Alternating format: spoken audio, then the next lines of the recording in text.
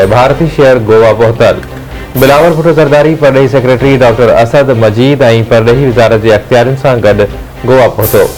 शानदार आजियां बिलावल भुट्टो ज़रदारी 2 ॾींहं भारत में तरसंदो। परॾेही वज़ीर जो चवणु आहे त संदसि भारत जो दौरो इन ॻाल्हि जो वाज़िह पैगाम आहे त पाकिस्तान शिंघाई सहकार तंज़ीम खे तमामु घणी अहमियत ॾिए थो ऐं पंहिंजी मेंबरशिप खे संजीदगीअ सां वठी रहियो आहे।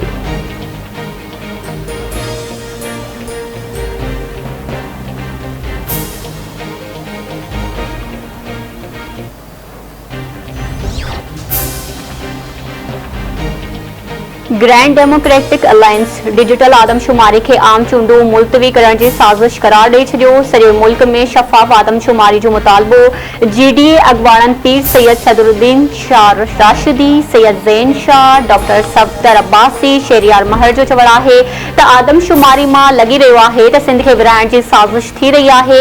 डिजिटल आदमशुमारी खे क़बूल नाहे कयो, ख़दशा बरक़रार आहिनि। हाफ़िज़ नईमुर रहमान नफ़रत जी सियासत जी इंतिहा करे छॾी आहे। मज़म्मत कयूं था सिंध जे गादी वारे शहर समेत समूरनि डिवीज़न्स में दुरुस्त ॻणप थियणु घुरिजे। क़ौमी असेंबली नेब कानून में तरमीम करे करप्शन कंदड़नि खे सर्टिफिकेट ॾेई छॾियो आहे। अदलिया ते हमला मुल्क जे मुफ़ाद में नाहिनि।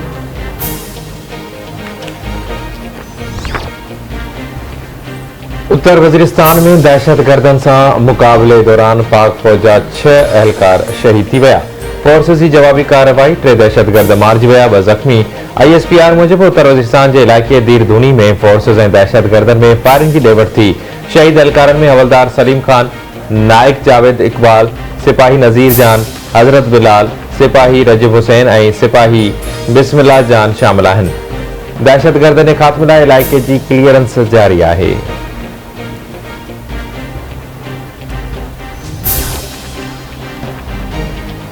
इस्लामाबाद हाई कोर्ट इमरान खान जे 7 केसनि में 10 ॾींहं लाइ ज़मानत मंज़ूर ऐं 2 केसनि में 9 मई ताईं ज़मानत में वाध करे छॾी। PTI चेयरमैन सख़्त सिक्योरिटी में अदालत में पेश थियो। इमरान खान खे 7 केसनि में ज़मानत लाइ ट्रायल कोर्ट सां राब्तो करण जो हुकुम ॾिनो वियो।